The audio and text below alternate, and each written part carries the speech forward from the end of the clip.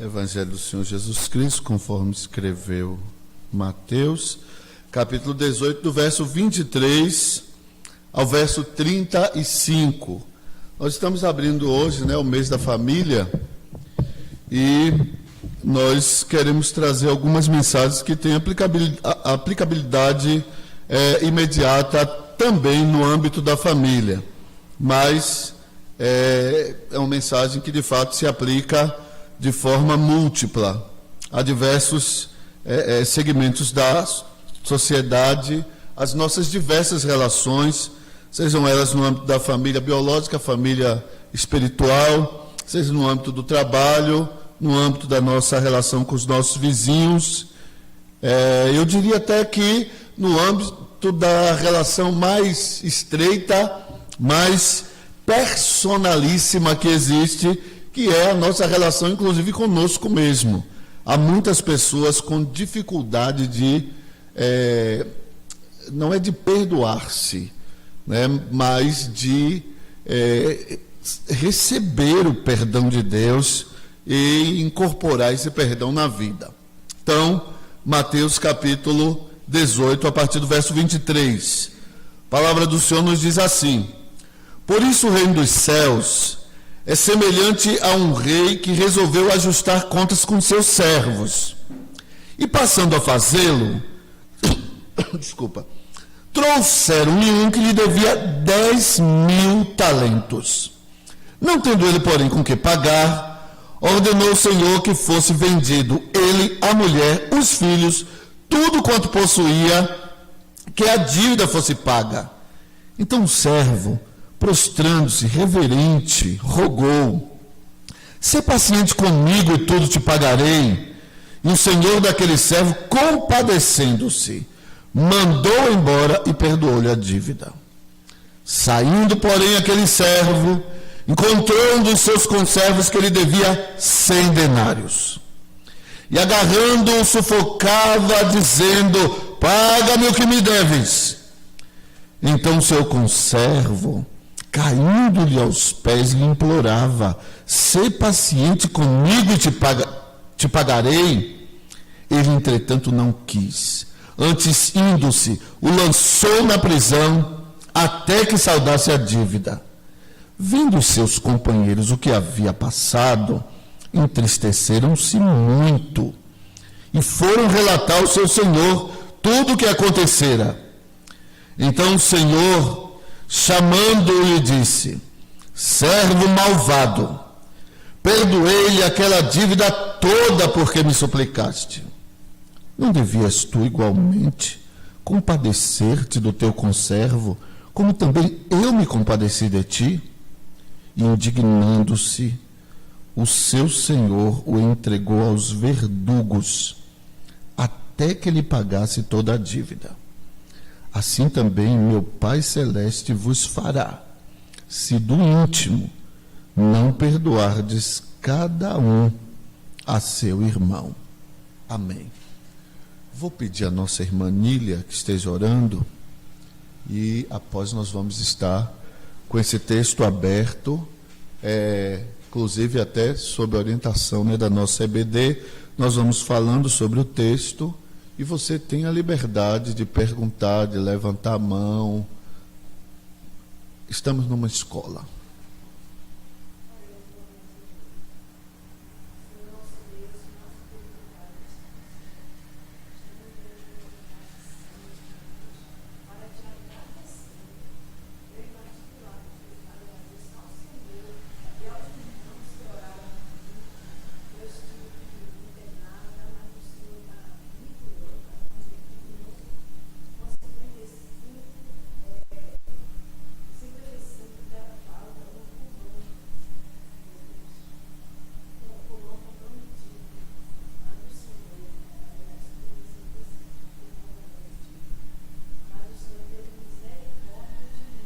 Amém.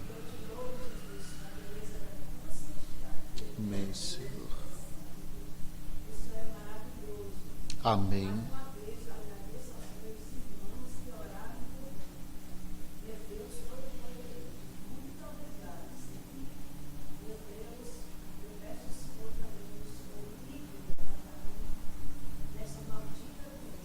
Amém, Senhor.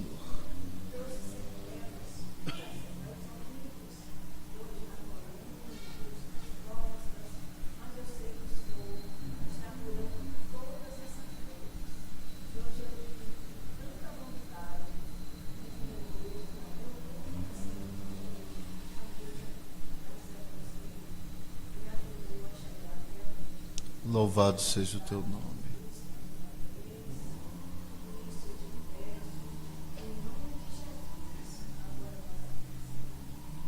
Amém. Amém. Ok, meus irmãos, então, o capítulo 18, a partir do verso 23, indo até o verso 35, final do capítulo, né? Ele nos coloca diante dessa cena onde toca sobre o perdão. Uma questão importante que deve ser pontuada continuamente na nossa vida cristã e que nós precisamos olhar para as Escrituras e dela derivar justamente a força e também os constrangimentos para que possamos exercer essa vida perdoadora. É importante, como de fato Jesus Cristo colocou. O apóstolo Pedro pergunta para Jesus, dizendo: Senhor, quantas vezes pecará o meu irmão contra mim no dia, e vindo e dizendo-se arrependido, devo eu perdoá-lo? 7 vezes? E o Senhor então diz para Pedro: não te digo 7, mas 70 vezes 7. E na verdade o que Jesus estava ensinando para Pedro não era que deveria se perdoar alguém 490 vezes no dia, o que já seria muito sério, não é, José? Já seria um negócio sério demais. Imagina a pessoa errar com você quase 500 vezes, né? 490 vezes. Então, é uma situação muito séria. Mas o que Jesus estava falando era que nós devemos sempre perdoar, sempre liberar perdão àquela pessoa que disse arrependida. Mas pastor, será que não está aí a zombaria? Porque não é possível um negócio desse. A grande verdade, meus irmãos, é que cada um dará conta de si no dia do juízo. Então, se o indivíduo realmente vem e fala com você que está arrependido, o texto diz que você deve perdoar. Então, esse texto traz justamente essa questão. Vejam que, para nós termos uma ideia de como o texto foi montado aqui para nos conduzir, nos constranger a sermos perdoadores, Israel tinha uma arrecadação, né? A fazenda pública de Israel arrecadava anualmente 800 talentos de metais preciosos. Um talento equivale a 34 quilos e 72 gramas. Então, nós temos mais ou menos, arredondando, 34,3 quilos de metais preciosos. E esse homem, contado aqui na parábola, ele está devendo, segundo o verso 24, 10.000 talentos. Ora, todo o estado de Israel arrecadava 800 talentos. O que significa dizer que a dívida desse homem, para Israel arrecadar, Israel precisaria de 12 anos e meio. Imagine, 12 anos e meio de tributação aos cofres de uma nação, era o equivalente à dívida que esse homem possuía para com o rei. Um trabalhador comum, conforme o texto de Mateus capítulo 20, ele, trabalhando, ganha 1 denário por dia. Então vamos imaginar que a dívida desse homem, 10.000 talentos, e ele fosse um trabalhador comum, quanto tempo ele precisaria para pagar essa dívida, sem comer nem beber, e não usar parte do dinheiro ganho?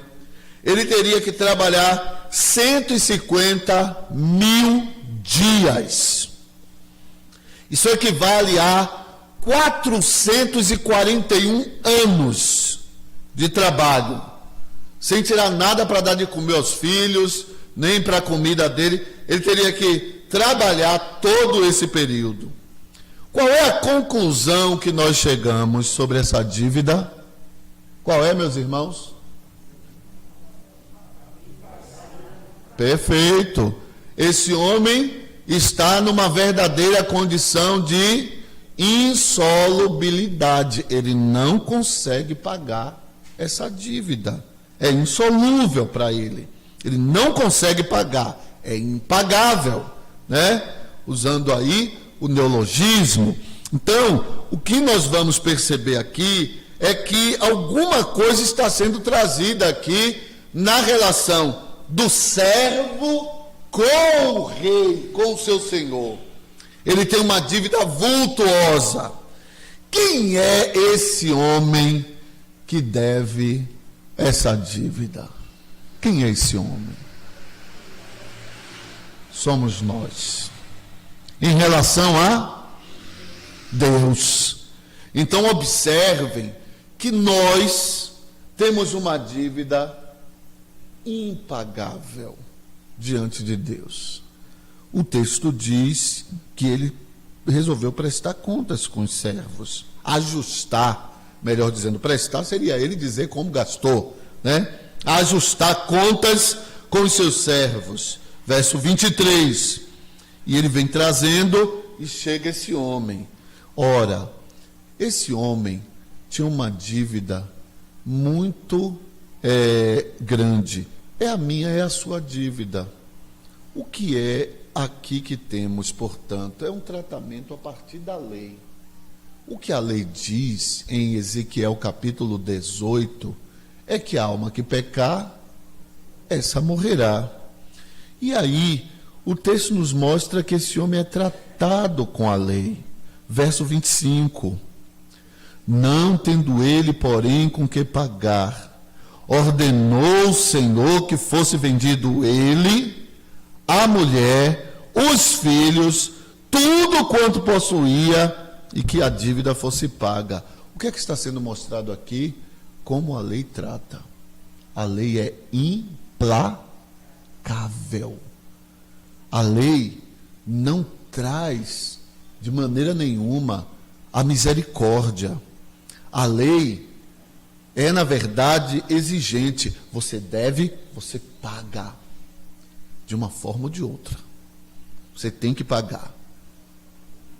Claro que eu não vou fazer isso, minha mente aqui queria me enganar e dizer que a lei é como um cigano. Já pensou fazer essa comparação com a santa lei de Deus? Jamais. Mas a lei é muito rígida, é grave. A lei coloca as coisas dessa forma, e veja que essa realidade está aí no verso 25.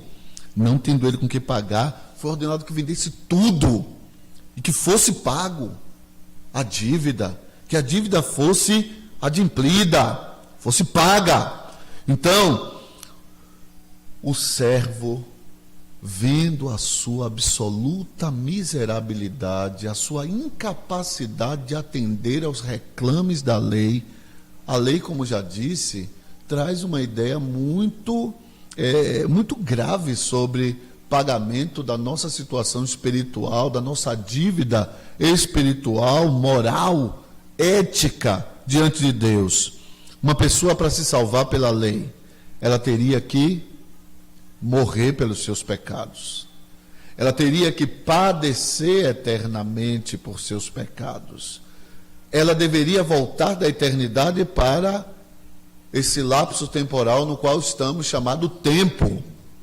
E ela deveria viver uma vida de retidão, sem falhas, durante todo o período até morrer. E então ela se apresentaria diante de Deus dizendo: olha, morri pelos meus pecados, padeci na eternidade, voltei para o tempo, vivi uma vida reta em palavras, pensamentos, intenções, e agora eu estou aqui exigindo a minha salvação.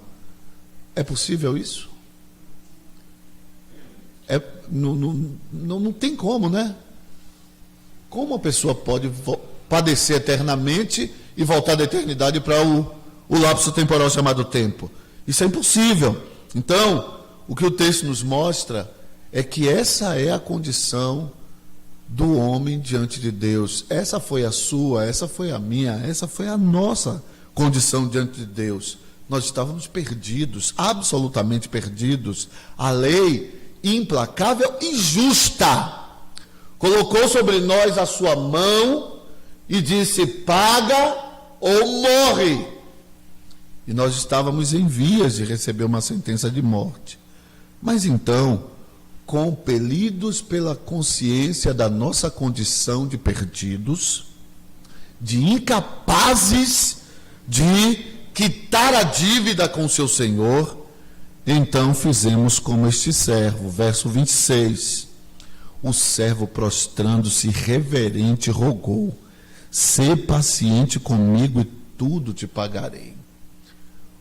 O senhor daquele servo olha para ele e diz: ele não tem condição de pagar, eu vou perdoá-lo. E então ele é tratado com a graça. Você diz: mas lei e graça são contrários? Não, cada um faz a sua parte. Qual é o papel da lei?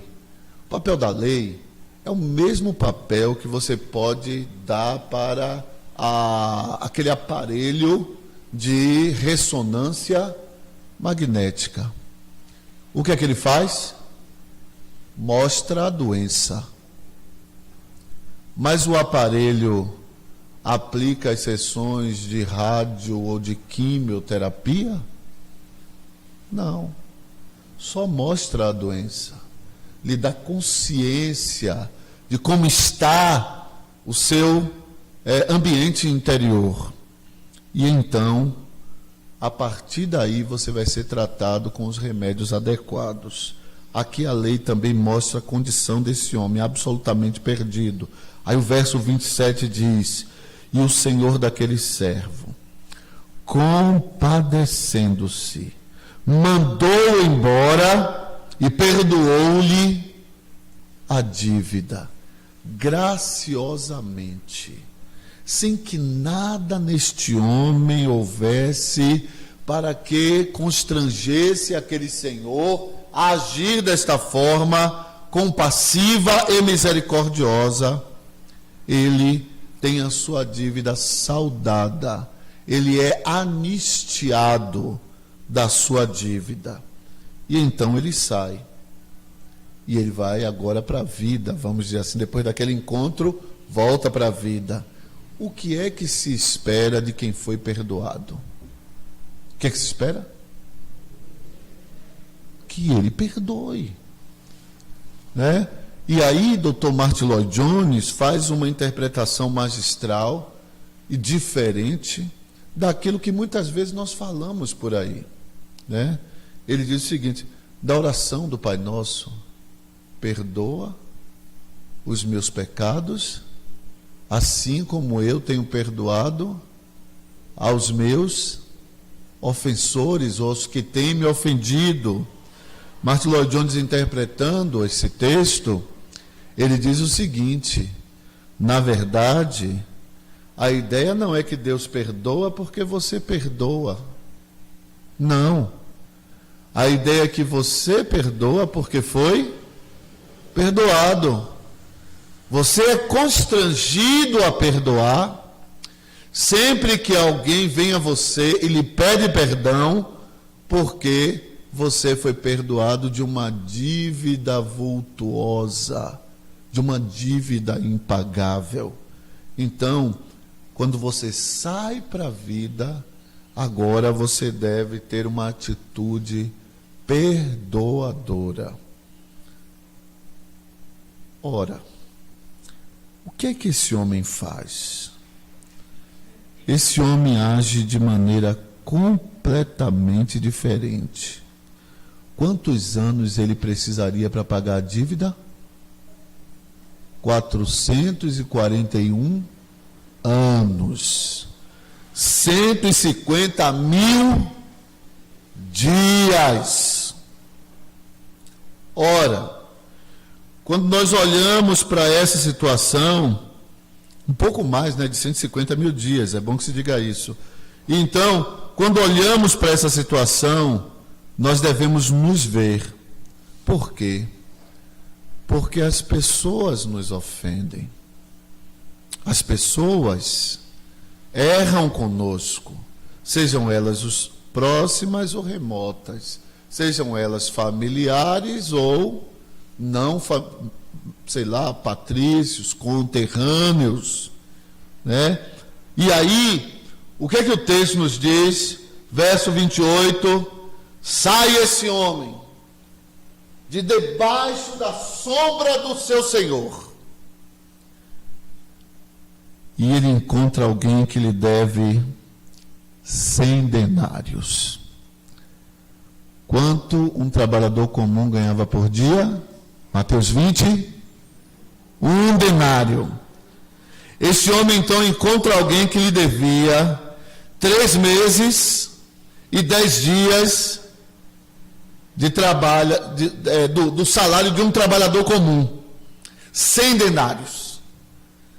Encontrando essa pessoa, ele primeiro usa a lei, primeiro ele usa a lei, diz o verso 28, saindo porém aquele servo, encontrou um dos seus conservos que ele devia 100 denários, e agarrando, aqui ele está usando a lei, e agarrando o sufocava, dizendo, paga-me o que me deves. Aí observe que a mesma postura que ele tem no verso 26, esse moço tem no verso 29. Olha o verso 26. Então o servo, prostrando-se reverente, rogou. Ele faz um pedido absurdo, né? E faz uma promessa incumprível, né? Usando aí os nossos neologismos. Ser paciente comigo e tudo te pagarei. Olha o que aquele conservo fala no verso 29. Então o conservo é até mais explícito, né? Parece Jacó, quando foi encontrar com Esaú, né? Então o seu conservo, caindo-lhe aos pés, lhe implorava, ser paciente comigo e te pagarei. Ele, entretanto, não quis ser paciente. Antes, indo-se, o lançou na prisão, até que saudasse a dívida. Ele usou a graça que recebeu, continuou aplicando a lei. Levou e disse, olha, tem que pagar. Lá não havia o pacto de São José da Costa Rica, para que evitasse a ideia de prisão por conta de dívida, né? E então ele aplicou a lei e colocou esse homem na prisão. Aí me chama a atenção, meus irmãos, o verso 31, porque mostra a sensibilidade daqueles que estavam de parte, mas que estavam emocionalmente envolvidos com essa realidade de esperar que quem foi perdoado, perdoe.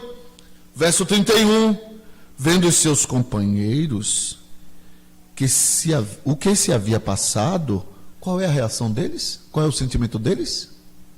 Tristeza, mas é uma tristeza intensa. Entristeceram-se muito.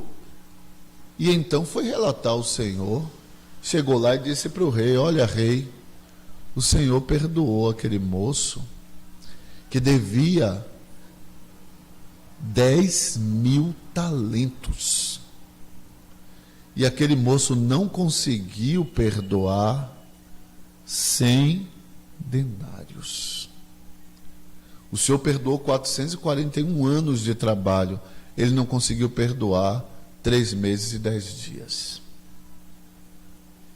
O Senhor então mandou chamá-lo. é o ajuste de contas. Então o Senhor, verso 32, o Senhor chamando disse: servo malvado, perdoei-te aquela dívida toda, por que me suplicaste? Não devias tu igualmente compadecer-te do teu conservo, como também eu me compadeci de ti? Imagine a pergunta. Eu acho que esse homem ficou numa condição talvez não pior do que os irmãos de José, né?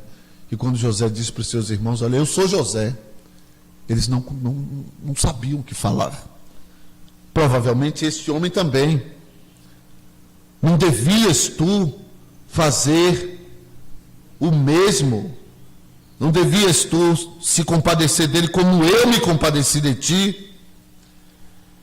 E aí causou o que no Senhor dele? Indignação. Indignando-se. O seu Senhor, o entregou aos verdugos até que pagasse toda a dívida. Vamos pensar aqui. O que seriam esses verdugos? Qual seria a sua concepção sobre esses verdugos?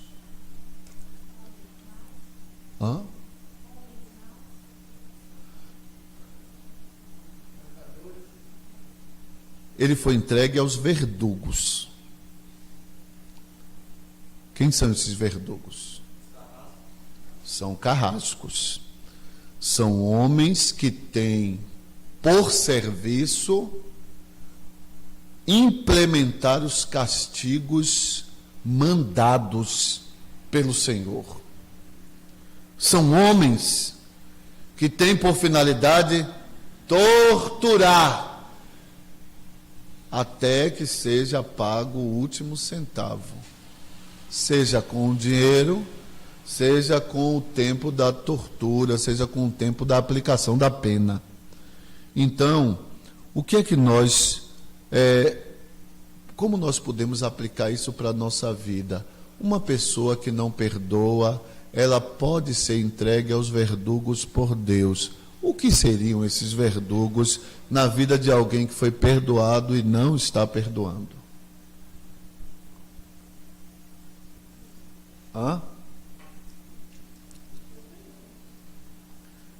Sim, mas de que jeito?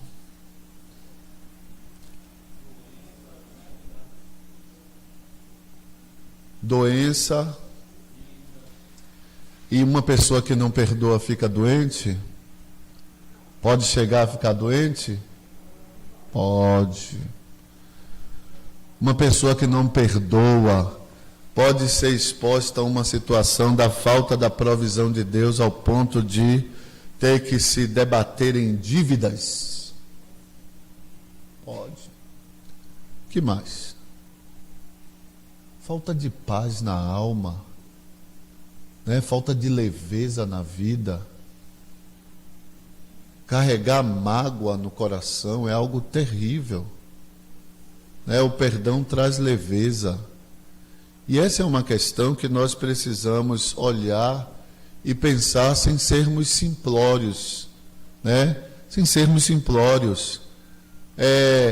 O que seria esse ato de perdoar, meus irmãos? Vamos pensar aqui, porque é muito importante para a gente. Vamos lá, vamos pensar aqui.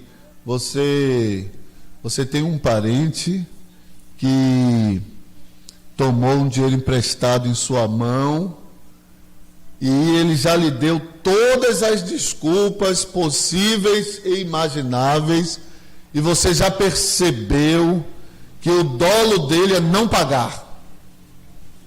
O dolo dele é não pagar. Você então resolveu perdoar essa pessoa. E essa pessoa vem agora numa situação onde ela está precisando de dinheiro, ele procura para você emprestar o dinheiro para ela. Como é que você demonstra que a perdoou? Como? Emprestando de novo?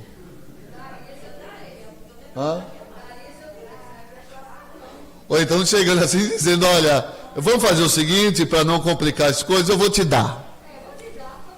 Né? Mas se você também resolver não dar mais, você perdoou ou não perdoou?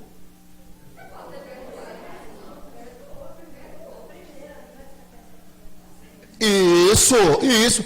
Na verdade, eu estou falando isso porque, meus irmãos, perdoar não é esquecer. Perdoar é você anistiar a outra pessoa e você tirá-la de, vamos usar uma expressão aqui, talvez não seja melhor, mas tirá-la do seu ombro, né?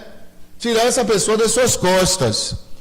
Quando você está ali numa situação que você não perdoa essa pessoa ocupa a sua vida por inteiro. Né? O reverendo Hernandes, pregando sobre esse tema, ele fala que a pessoa deita e acorda com você. Tira férias com você. Você entra no carro para tirar férias, ela está no banco do carona. Né?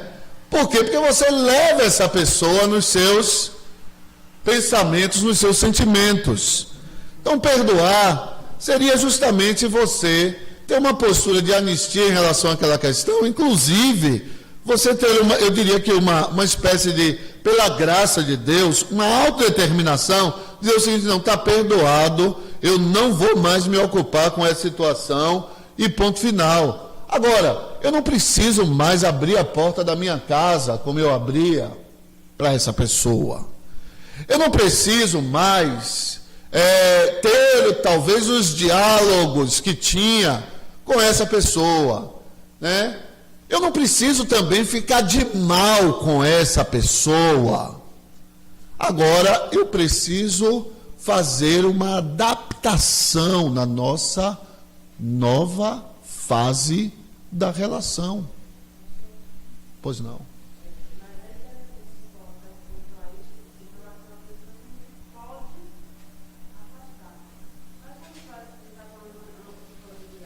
Sim, âmbito familiar.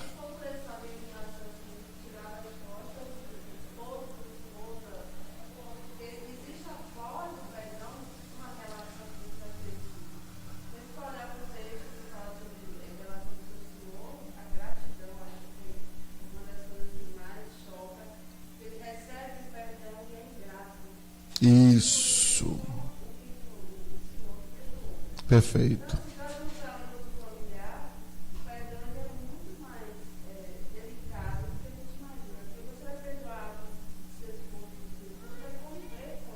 Sim.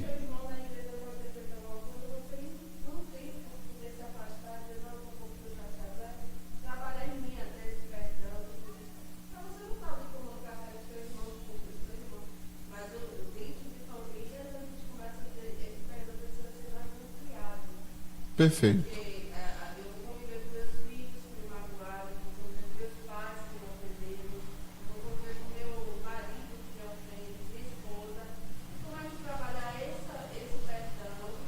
E quando você ofende a mulher é um negócio sério, né? Porque assim, lembra? Isso aí, minha filha, você não perdoou?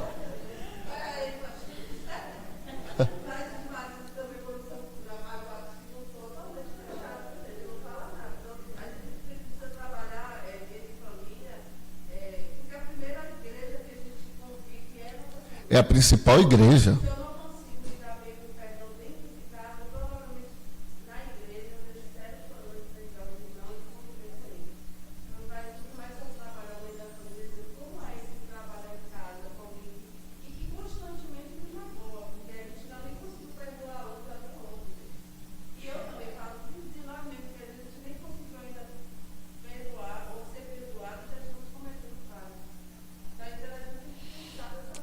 Agora, assim, sobre esse ambiente familiar, olha, a ideia é que você cultive a proximidade.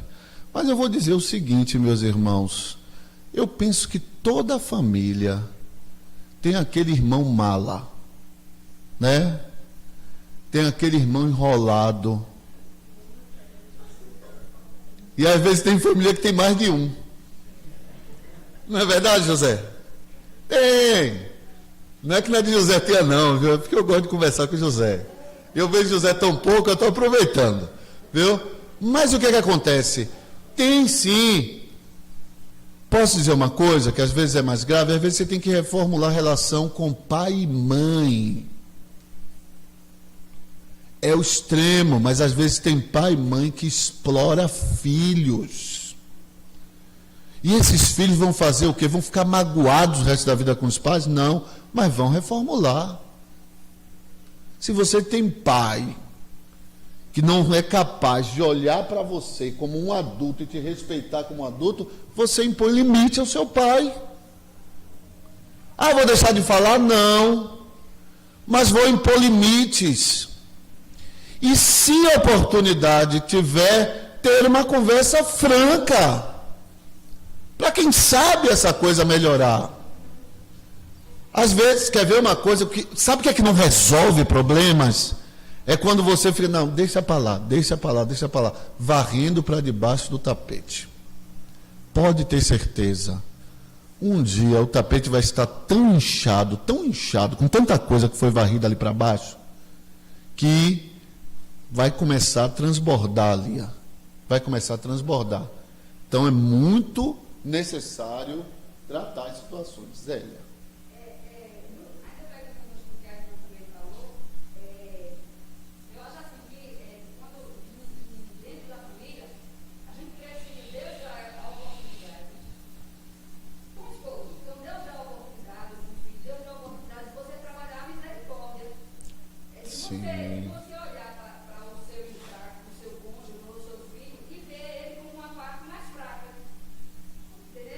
Isso. Até nisso, Deus permite que você trabalhe. Então, é assim, nós não devemos depositar muito nas pessoas, muita expectativa. Sim. Porque quando eu deposito em você muita expectativa, eu posso me... A frustração é maior. Eu tenho que olhar que você é passivo de erro e é fraco igual como a mim, e não sou perfeito. Então, quando a gente também se coloca no lugar do outro, por misericórdia, Isso. Você consegue lidar um pouco mais com isso e até suportar certas coisas, porque você entende. Bom, ele falou, aquela pessoa falou nisso.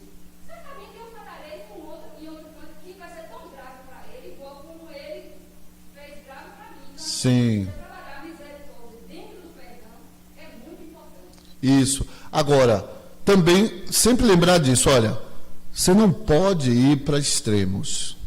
Você não tem como conviver com uma outra pessoa sem ter expectativa.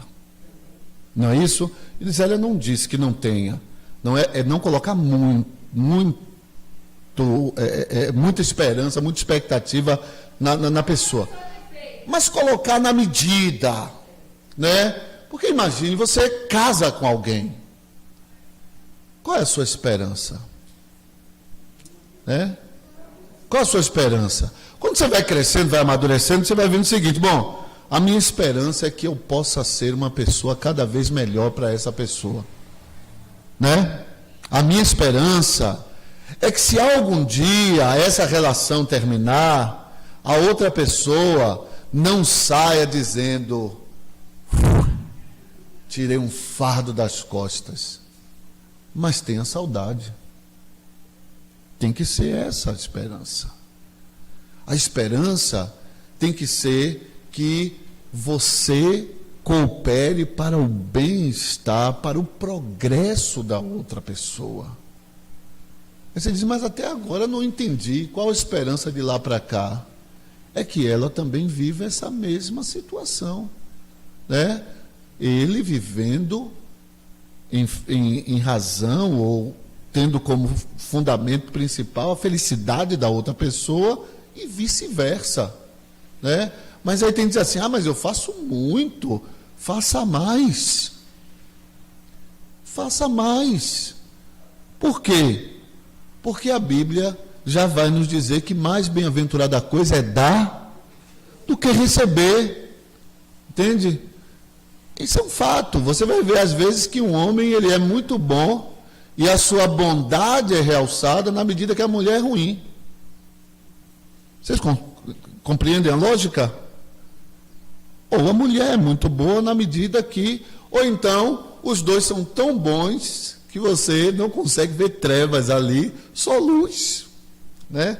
Mas o fato de entender isso, você não tem... Agora, como eu estava conversando aqui com Vanessa, Vinícius e Rangel, falando para eles o seguinte: casamento é uma construção, né? Marta e José, se tivesse... Eu falando de casamento, de modo geral, disse para eles o seguinte: olha, se todos nós tivéssemos que nos sentar um de frente para o outro e contar cada situação que teve que ser trabalhada e melhorada no curso do início do casamento até aqui, nós vamos ver que hoje está muito bom, mas isso é fruto de diversos ajustes ao longo da história, né? Perdão, reconstrução, inclusive uma coisa que eu acho que nós homens, né, precisamos até fazer mais. A mulher se queixa demais e a gente não se queixa. A gente às vezes se fecha simplesmente. Mas é chegar e falar, né? Às vezes já tivemos, por exemplo, algumas situações que diz assim: minha filha, pense em mim dizendo isso de você. Aí ela parou e disse: ia ficar ruim, não ia? Ia. E ela às vezes falou comigo, né? Algumas situações.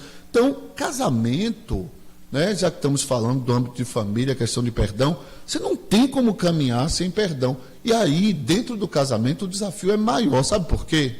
Porque você não pode caminhar com reservas. Pode ter certeza. Ou você perdoou. Está resolvido, está resolvido. Então, como diz os adolescentes aí, né? Segure seu BO e vai firme. E faça de tudo para não dizer: mas não sei o que, tal dia lá atrás, tal. Nova história, né? Recomeço. Filhos, eu não sei quantas vezes a gente perdoa filhos. Os filhos às vezes têm que perdoar a gente, mas quantas vezes, eu estou falando isso, hoje eu sou pai, mas eu fui filho, ou melhor, sou filho, né? Minha mãe que o diga. E aí eu vou dizer, tem alguns aqui que devem ter uma queixa de mim danada, e com razão, e minha mãe também tem, minha esposa também tem. Qual é? Não gosto de usar telefone. Uso porque não tenho jeito.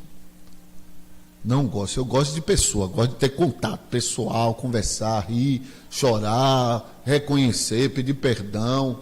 Isso gosto. Agora, telefone, eu não sei nem essa questão, crédito limitado para falar. Eu falo aqui no dia a dia, tal, às vezes tenho que ligar para um cliente, porque não tem jeito também, mas o que acontece?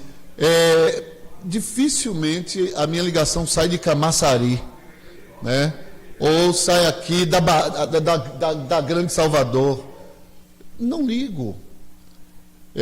Se eu tiver que dizer para você assim, um dos meus grandes amigos, talvez fora, né? Meu maior amigo, minha maior amiga é minha esposa, né? Mas o que acontece? Eu tenho um grande amigo que é o pastor Paulo Simões. E o que acontece? Aí você diz assim, e é bom que é recíproco, viu? Tanto de lá para cá, ele está aqui em Salvador. Aí você fala, quantas vezes vocês se falam no ano? Acho que umas 2 ou 3. Mas nós somos amigos. E acredite, somos amigos mesmo. Mas é a situação. Então, às vezes as pessoas vão convivendo. Eu vou para reuniões, às vezes, de presbitério, de Supremo Concílio. Fui para a Cruz em 2006. Passei lá entre viagem e reunião 8 dias. Liguei quantas, amor? Nenhuma. Nós não tinha celular com esse coisa e tal. Então, eu sei que é um problema. A comunicação, para mim, é um problema. Eu já liguei para minha mãe, para minha mãe dizer assim, lembrou que tem mãe? Aí ela aí começou a falar, né? Eu aí fiquei calado. Aí ela disse, você está doente? Eu disse, não, a senhora está dando uma bronca, eu estou calado ouvindo a bronca. É justa. Entende? Então, o que acontece? Nós precisamos, portanto, aprender, pensar o que é o nosso erro e tentar ir melhorando. Pelo menos melhorar um pouquinho. Mas então, meus irmãos, a aplicação que nós vamos fazer aqui, porque a minha ideia era justamente ser bem sucinto. Eu disse para ela hoje, quando eu saí, porque eu já saio de casa na pressão, viu? Horário. Eu disse, vou surpreender você e a torcida do Flamengo hoje. E eu pensando comigo, vou pregar 25 minutos. Mas eu cheguei aqui e tive uma indireta de Cléo. Né? Eu sei que foi indireta, Cléo. E você não está errada. Pois é, então, foi direta. Então o que acontece? A escola, tal, eu disse, ó, tenho que ajustar aqui. Tem que ajustar. Então, por isso, a gente antecipou um pouquinho, ficar por conta de vocês aí, o atraso. Mas hoje eu iria surpreender. Mas eu ainda vou, né? Porque eu vou entregar 10h15, daqui a 8 minutos. Mas então, meus irmãos, vejam como esse é um assunto que eu falei no início, que tem que ser constrangedor. Por que tem que ser constrangedor? Porque tem situações, deve ser um prazer perdoar. Principalmente quem tem consciência de que foi perdoado. Mas isso é elemento do constrangimento. Não é isso? Segundo Coríntios 5, 14 e 15, né? O amor de Cristo nos constrange, julgando nós isto. Aí você diz assim, fulano, eu fiquei constrangido e tive que perdoá-lo. Claro, é isso mesmo. Não existe relação duradoura sem perdão. E não existe perdão verdadeiro sem o verdadeiro constrangimento a isso. As pessoas que foram perdoadas por Deus, elas têm consciência de duas coisas. Primeiro, elas são muito devedoras. E, por conseguinte, elas foram muito perdoadas. Então, por mais grave que seja a ofensa por perdoar, aqui, e aí eu preciso inclusive fazer aqui um ponto, mas a pessoa diz assim, não estou nem um pouco arrependido do que fiz, é isso mesmo. Você deve perdoar? Deve? Não. Perdão é para arrependidos. Mas é mesmo, pastor? Claro que é. Olhe para como o texto manda tratar, é o texto anterior. Veja aí, verso 15. Verso 15. Se teu irmão pecar contra ti, vai arguí-lo entre ti e ele só. Se ele te ouvir, olha a condicionante, se ele te ouvir, ganhaste o teu irmão. Se porém não te ouvir, perdoa? Não. Toma ainda contigo uma ou duas pessoas, para que pelo depoimento de 2 ou 3 testemunhas, toda a palavra se estabeleça. E se ele não os atender, agora não atender só você, atender você e as pessoas que tiveram conhecimento do fato e que foram constrangidas ou convencidas pelos fatos de que ele errou mesmo, né? Ele errou mesmo. Imagine, você passou aí, porque o seu pé estava no caminho, mas um corredor enorme desse, ele disse, é claro que eu não vou de maneira nenhuma desviar o caminho, não vou me humilhar a isso, eu vou chutar o pé desse elemento, e chuta. Aí você diz, mas você chutou o meu pé? Ele diz, não, mas seu pé estava no caminho por onde eu ia passar. Aí as testemunhas dizem, não, pai, mas o corredor é enorme. Por que você não desviou? Não, de jeito nenhum. Se ficar no meu caminho, eu passo por cima. Aí o que é que o texto diz? Leva para a igreja. Verso 17. E se ele não os atender, diz-o à igreja. Leva ele para o conselho da igreja. Aí os presbíteros chegam e dizem, olha, meu irmão, tudo bem, que você gosta, tem essa sistemática, mas que lhe pesa, que lhe custa fazer um desvio? Você errou. Ah, mas ele estava com o pé no lugar errado, mas você errou, você não tinha que chutar o pé dele. Ou você pedia para ele tirar, ou você passava pelo outro lado. Tinha um caminho inteiro lá, mas ele disse, não, de jeito nenhum. Aí o texto diz, verso 17, se ele não os atender, diz-o à igreja, se recusar a ouvir também a igreja, perdoa. Não considere ele como gentil e publicano. Em verdade vos digo que tudo que ligardes na terra terá sido ligado nos céus, e tudo que desligado na terra terá sido desligado nos céus. Primeiro é no céu. Em verdade também vos digo, que se dois dentre vós sobre a terra concordarem a respeito de qualquer coisa que porventura pedirem, ser-lhe-á concedida por meu Pai que está nos céus. Porque onde tiver 2 ou 3 reunidos em meu nome, eu aí estarei no meio deles. Então vejam que essa é uma questão, portanto, que demanda, Deus estabeleceu dessa forma. Deus perdoa pessoas que não se arrependem? Não. O perdão de Deus é para arrependidos. Essa mesma situação segue em relação aos homens. Você não vai permitir que o seu coração fique magoado. Agora, o perdão de Deus é para arrependidos. Às vezes a gente diz assim, fulano fez isso comigo, mas eu já perdoei. O que você fez foi cuidar do seu coração para não ficar magoado.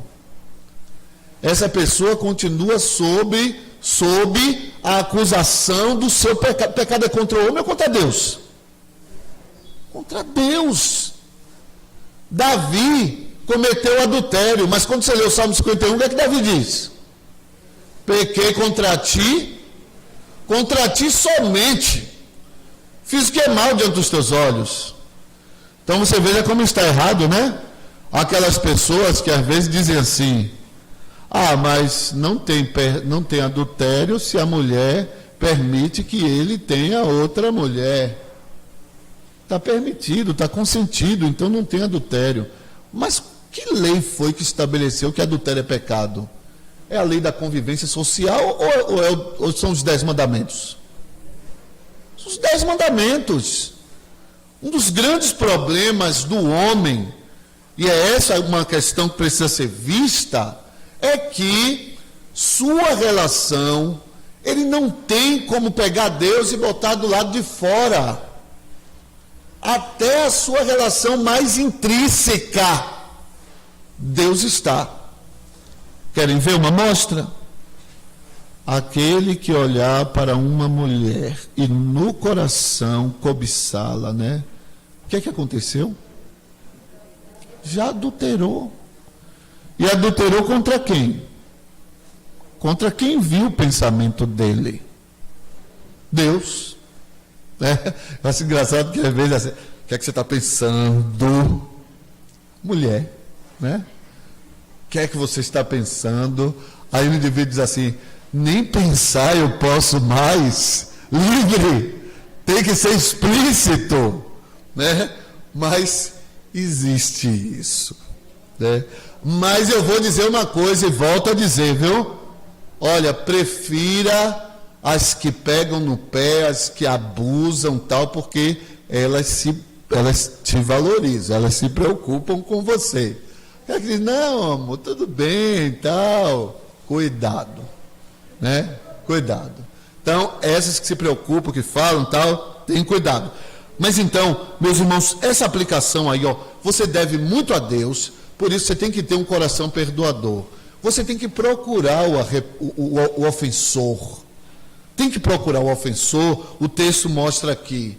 Você procura o ofensor e diz para ele, olha, a situação é essa. Aí se o indivíduo muda de postura, não, de fato, tal, perdoa, né? Depois você procura uma vez, 2 vezes, aí você dá um tempo para a pessoa, para ver se realmente, e ora por ela, né? Larga ela não, ora, pede a Deus que de fato vai, mas lembre-se disso, quem não perdoa é entregue aos verdugos de uma consciência culpada Quem não perdoa não dá mostras de que realmente recebeu o perdão de Deus. Nós só conseguimos dar o que temos. Se você tem perdão dado por Deus, você concede perdão a outras pessoas. Do contrário, não tenha dúvida, você não conseguirá ir adiante. Então, meus irmãos, essa é uma mensagem que de fato desafia.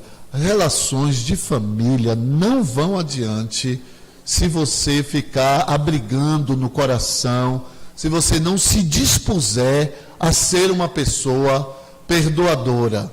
Você também precisa, como cristão, ter consciência de que, se você é o ofensor, procure a outra pessoa, né? Não fique fazendo o joguinho do vitimizado. Às vezes eu sou acusado lá em casa disso aí, né? Aí, nem vem e tal. Mas o que acontece? Não faça, né, o jogo do vitimizado. Procure a pessoa, converse sobre o assunto e perdoem-se mutuamente. Acredite, tem gente que às vezes pensa assim, eu vou procurar outros filhos, que eu acho que outros filhos são melhores. Não são, não. Não são, não. Não vai nem trocar os 6 por meia dúzia, né? E a meia dúzia de lá vai estar com a curva bem mais torta ainda. E em relação ao companheiro e à companheira também. E leve sempre isso em consideração. A relação, antes de ser social, antes de ser interpessoal, ela é transcendental, é uma relação com Deus. Então, seja um perdoador, viva para perdoar e perdoe para viver. Porque quem não perdoa não vive. Érica?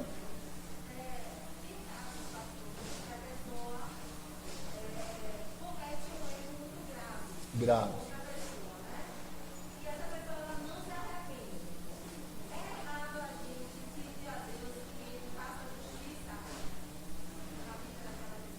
Não, é perfeitamente. Olha, são coisas que a Érica está falando aqui, meus irmãos.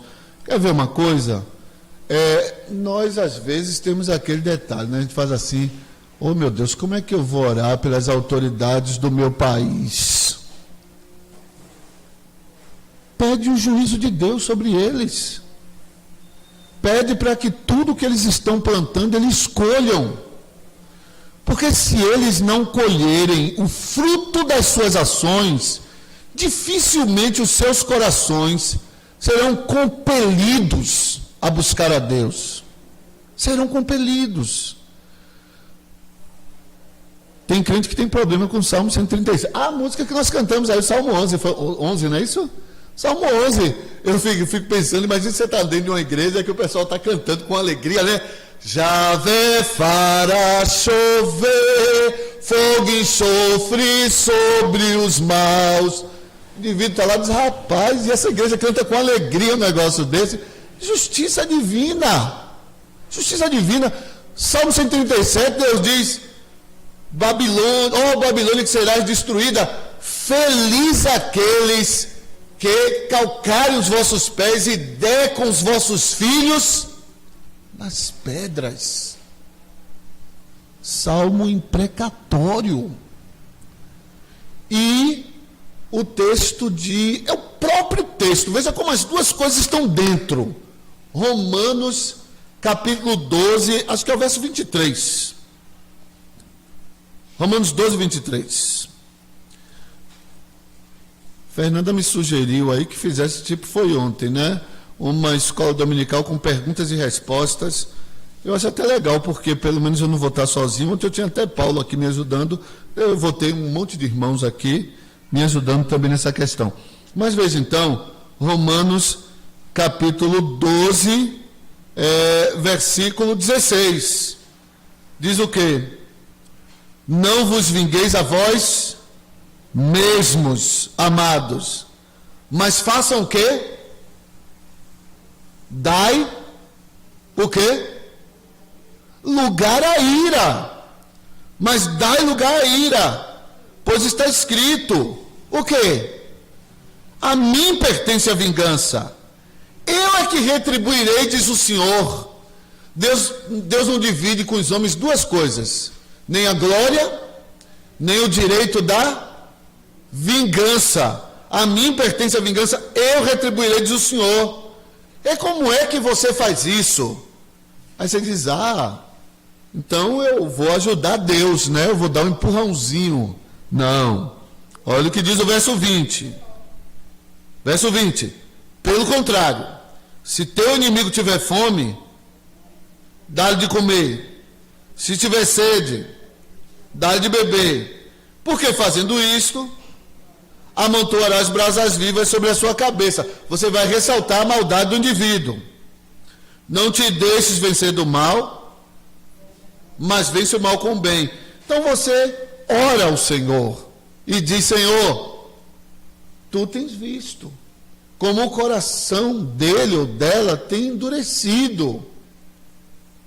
Quebra esse coração, Senhor, né? Agora você pode ainda acrescentar, mas não quebra a pessoa, não quebra só o coração mesmo, e faz com que de fato essa pessoa se arrependa. Mas é preciso, meus irmãos, preciso nós entendermos isso. Quando a igreja ora pedindo ao Senhor que Ele venha, que Ele traga a sua justa ira sobre os maus. Gálatas 6:7, tudo que o homem plantar, isso vai colher. Os juízos temporários de Deus sobre a vida, inclusive de alguns servos dele. Às vezes nós pegamos aqui situações de indivíduos que estão com o coração tão duro, e aí você: Senhor, tem misericórdia. E a gente diz: tem misericórdia, Senhor, não deixe que ele fique com o coração endurecido. Quebra esse indivíduo no meio, para que ele realmente perceba a sua realidade e se volte arrependido de todo o coração. Nós, às vezes, imaginamos que Deus, sei lá, vai perder a medida ou coisa do tipo. Coloca a pessoa na mão de Deus. E às vezes, sabe o que vai acontecer também? O indivíduo está tão condenado em si mesmo, tão condenado, e aí ele pensa assim: olha, Deus vai me quebrar no meio. E Deus pega e abençoa o ordinário. E você diz assim: mas rapaz, como é que pode? E sabe que é isso que vai aquebrantar o coração do elemento às vezes? Sabe que é isso que às vezes vai quebrar o indivíduo? Porque ele vai dizer assim: meu Deus, eu mereci um castigo, o senhor foi tão bom, e isso realça a minha maldade, a minha vileza. Sabe por quê? O ímpio não se quebranta com isso. Mas o homem de Deus, a mulher de Deus, quando percebe que está andando de maneira errada e Deus faz um bem para essa pessoa, diz assim: meu Deus, eu sou tão mal, Senhor, tem misericórdia de mim, me faz voltar para o teu caminho. Então, a pior coisa que tem é a gente tentar ensinar Deus, né? É a pior coisa que tem. Mas a gente vai pelas linhas também que a Bíblia dá, né? Então não é errado você pedir que o Senhor derrame a sua ira. Sim, não é errado. Agora, se Deus vai derramar, não sei. Talvez você e eu, no momento que está pedindo que a ira de Deus seja derramada, sabe o que Deus vai fazer? Vai fazer como fez com Jonas. Vai fazer o quê? Conceder arrependimento, como fez a Nínive. E Jonas ficou frustrado lá. E veja que coisa interessante, né? Porque Deus não tem nada a ver com o que nós desejamos quando não está alinhado com a vontade dele. Porque Jonas tinha todas as razões, inclusive, para esperar que o juízo viesse. Quem foi Nínive? Uma cidade cruel. E quando a Síria devastou Israel, os soldados de Nínive fenderam mulheres grávidas ao meio, mataram o filho e a mulher com um traspasse de espada, né? Somente, mataram os dois, criança no ventre e a mãe. Velhos, mataram de forma cruel, não tiveram piedade. Provavelmente Jonas era um garotinho e viu aquilo ali.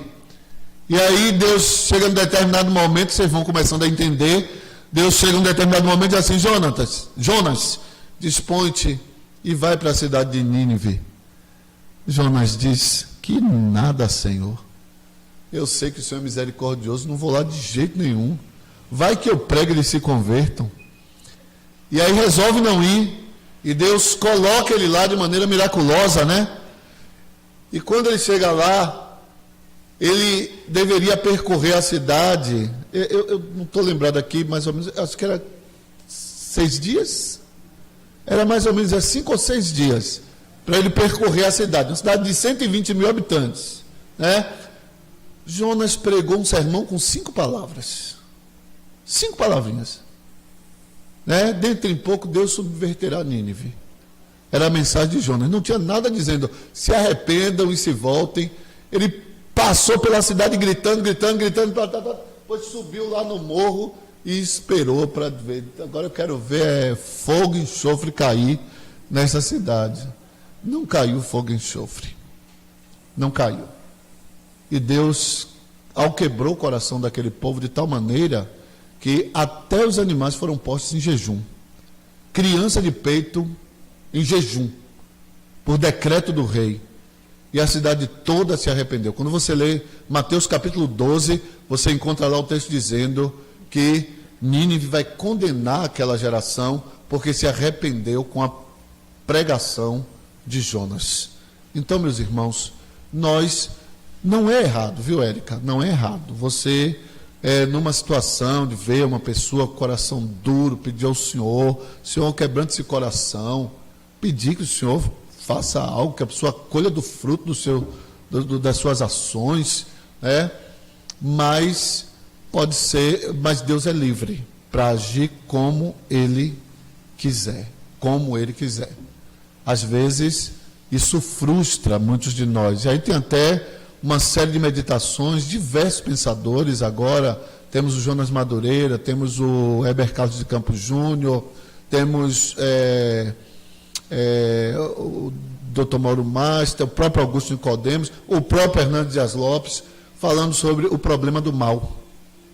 O problema do mal. E aqui tivemos o nosso irmão Paulo falando, inclusive com base no livro do Abacuque, problema do mal. Às vezes Deus suscita o mal, como suscitou os caldeus, uma nação bem pior do que Israel, para punir Israel por um determinado tempo, e depois Deus diz, eu vou punir os caldeus porque eles foram excessivos na sua ação, Eles agiram poderosamente, a expressão do texto de Abacuque. Mas, para a gente não perder o foco, lembrem-se disso. Quem foi perdoado deve viver uma vida de perdão. Você não tem obrigação de orar para que Deus pese a mão, mas você também tem a faculdade de orar desta maneira. Aí a condução que Deus colocar no seu coração é a maneira como tiver o seu espírito diante de Deus. Que Deus nos abençoe, viu, meus irmãos? Possamos ser perdoadores uns para com os outros.